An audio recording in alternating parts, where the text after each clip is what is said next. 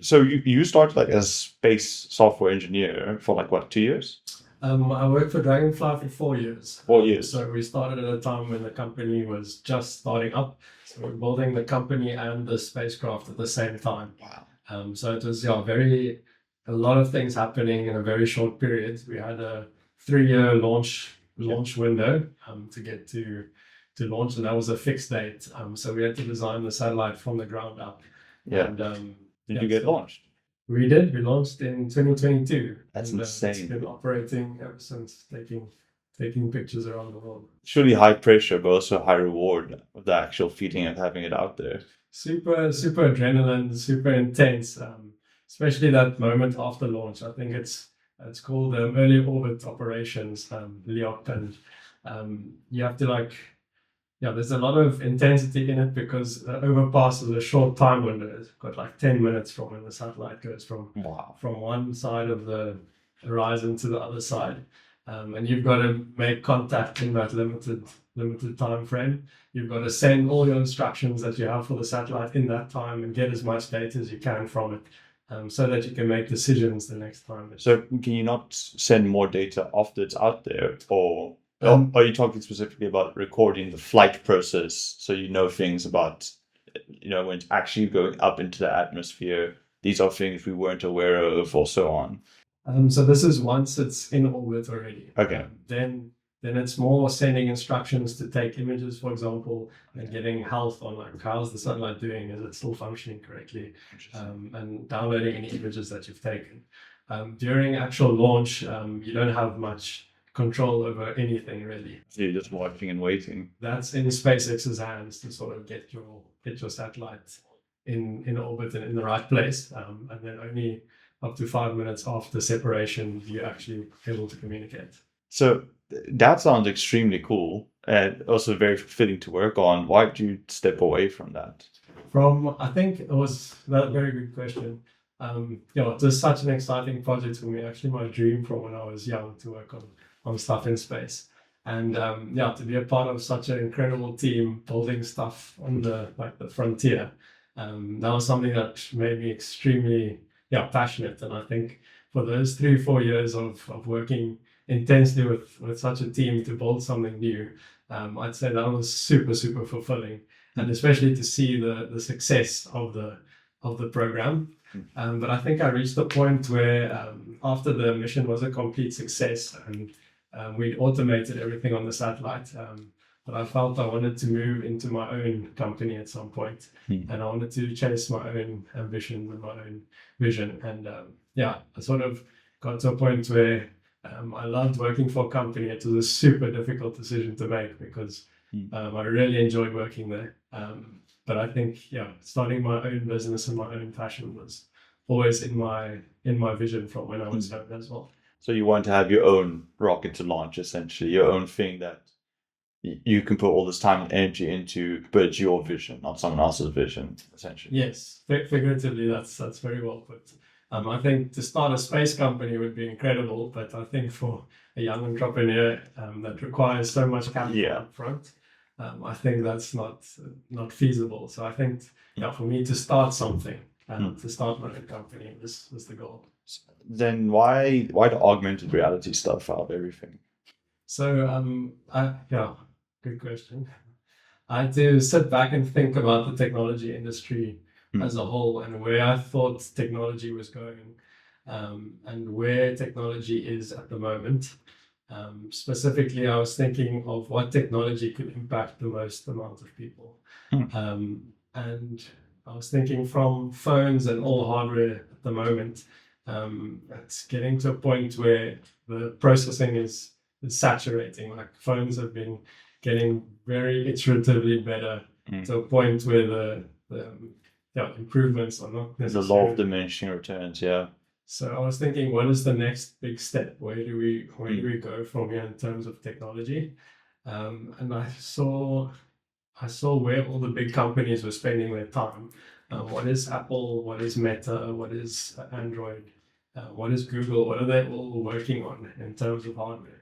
And I've seen them pouring billions into AI on one side, but the other side is also the goal to get to these glasses, lightweight glasses technology, where all our information, digital information, is augmented onto the real world rather than projected to us in the screen. The third one I'd say there's also quantum computing is gaining its traction, especially with IBM. And I can never remember IBM's small competitor, but they've made quite big progress on that. But I think the augmented glasses thing is interesting because they recently had that Meta demo that went horribly. I don't know if you've seen it or not. No, I haven't seen which one you're referring to. So they tried to integrate AI into the Meta glasses. Oh, yes, I know that one. Yes, yeah, and like the guy was supposed to be making a meal, and he kept asking the glasses questions, and the glasses couldn't respond, or they couldn't. They kept saying, "Sorry, I didn't quite get that," so on. And then the guy just made a joke saying, "I guess bad internet or something." That's the curse with demos. Like, there's always something that goes wrong with as soon as you want to show someone. Yeah, the demos never. I always think of the Tesla demo or something for a rock. Yeah. But even if the demo didn't go well, I don't know how well we can actually integrate AI into these augmented realities, because the only way of doing that is just sending it through an internet connection. There's no way you can have anything substantial on the actual glasses themselves. I think there's been a lot of work done recently to get these models to run on more lightweight, in-browser technology, for example. There's some friends at Hugging Face that have been working on in-browser LLMs that you don't have to send compute to the cloud, that you can get all things to run locally. Yeah, I know Claude's done it. And also know, obviously, Llama you can download onto your computer and whatnot. But I wonder if that's that. I'm not sure what the specs of these glasses, but I can't imagine they're anything substantial in terms of processing power. I think it depends. Glasses wise, yeah, I think you're very right. Like to fit a lot of processing power into something that's still lightweight on your face that you can wear every day. I think that you'd have to offload into, say, an iPhone, for example. Yeah. But I think the augmented reality headsets that I'm working with at the moment, like the Apple Vision Pro, that's tremendously powerful. Those M5 chips and the R2 chip for visual processing, extremely powerful. Yeah. You could also always have like a mesh setup where you just have a router at home that connects directly to the glasses and the processing, and just offload it into that. But then I also think, obviously the text stuff is easier because we've already figured out text. But the one thing that AI is going to really struggle with in like the augmented space is depth perception and spatial perception, because it sucks at that currently. Like, image recognition has gone a lot better, but it's still not at the point where it would be useful in these glasses. But then the question is like, why would someone want to heavily integrate AI into these augmented reality devices? Like, what benefit does it serve really? I think it's a really cool point in time where these two technologies are like converging in usefulness. Like Gemini model, for example, their image recognition and image segmentation and all these advancements are making image processing really good. And AR glasses, where the fidelity of the glasses are getting really good. Waveguide technology is super good. The Apple Vision Pro displays are so good that things look really crisp and real. And I think these two technologies converging means that you can use the vision and things you're looking at to understand the world. And then these LLM models can then use that to interpret it in a way that's useful for us. Not just taking a picture of a glass and asking what type of glass this is, what am I looking at, but I'm talking like contextually understanding everything we're looking at, making sense of it, and being able to provide useful information. I always kind of, when I think of like the Meta glasses, I think they're a really cool concept and they can feel very futuristic. But my mind always goes back to have you ever seen Black Mirror? I've seen a few episodes, very dark twist to how technology can... Not just technology, but people as well. But always a little bit of truth in what they... I always think of that. I've seen the episode where you can record everything you see. No, I don't think I've seen that one. So it's basically a technology that they make up in the show where you can have, it's like a contact lens that's embedded into your eye, and you can record every single interaction you've ever had and store it in your brain. And you'd think the cool way of using that is people would go through old memories, or they'll try to remember something that they were forgetting.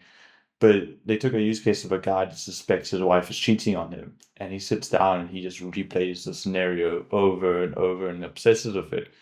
And he feels like that she is cheating, and he tries to kill the guy that she's cheating on him with. And I think that would people not just ruminate on all the bad things if there's like this constant storage of memories. And obviously the mental glasses and whatever are a bit far from that. But I wonder if we're to the point where having too much knowledge readily available ever becomes a bad thing for society, Sure, yeah, it's a good question.